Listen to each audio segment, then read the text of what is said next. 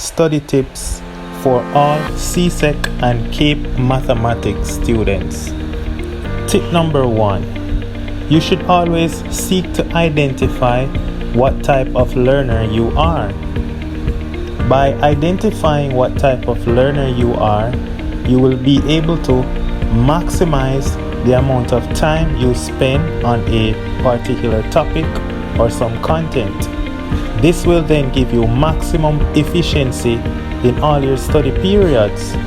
So the question you should ask yourself is, what type of learner are you? Are you an auditory learner?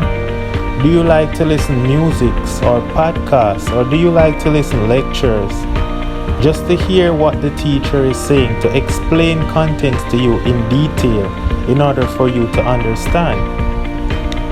Are you a visual learner? Do you have to see what the teacher is doing while at the same time get to understand? So are you audio-visual learner?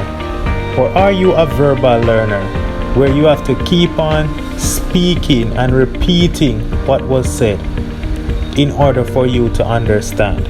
You must first understand what type of learner you are, and that will be able for you to identify, allow you to create your study timetable. The second study tip is that you need to find which time of the day do you study best. Maybe you study best in the morning. As soon as you wake up, go ahead, take out your maths book and start do some practicing, start doing some questions, start revising. Or maybe you're a night person, maybe you like to study in the night. Or maybe you're the type of person that like to study directly at the end of school. So that means that you're going to have to miss a few cartoons such as Teen Titans that happen during the afternoon. Maybe your best period is from 4 p.m. to 6 p.m. Yes, I know all the TV series and comedy, those are going on, but you have to make sacrifices. The best rewards come from sacrifices. And so I'm sorry if that is the best time for you to study. You just have to make some small sacrifices to see improvements in your grades. Study tip number 3. When you have decided which time of the day that is best convenient for you to study, you should then always have an objective for each session. Let's say, for example, you are doing simultaneous equations in class, and your teacher has covered the elimination method, substitution method, and graphical method. In your study session, don't try to do all of them all at once. You should have one objective. Say, okay, today I am going to go through elimination method, and after you conquer elimination method, then the next day in your other study session, you can go to substitution and then graphical. Alright, so always have one objective for each study section. Don't make it any complex than it is. Now, step number 4 is very critical. Step number 4 is quizzing yourself. You should always give yourself a quiz.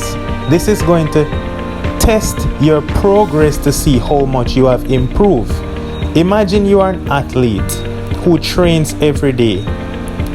After you have trained for 3 to 4 weeks, known as a macro cycle, what does the coach do? He gives you a time trial to see how much you have improved. Likewise, gym, or you love working out, you need to see when you have gotten stronger to when you need to add on more weights, or maybe do some more running, some more laps. What do? You give yourself a test, a fitness test. And likewise, you should always quiz yourself as soon as you finish one objective or you have covered one topic. You may give yourself a test after a topic, or maybe you want to test yourself after you've completed a chapter, or maybe after you completed a module. If you're doing Cape mathematics, that is fine, but you should have some sort of quiz to check your progress. Now, you can always check your progress with Mathway when you test yourself, or you can use Symbolab to check your answers, or ask a teacher. Go ahead, ask your teacher to check your work. Finally, tip number 5 is rest. Rest is critical in improving as a student. Resting will prevent you from burning out. Imagine you are an athlete. An athlete cannot train every day, else what happens? The body starts to break down.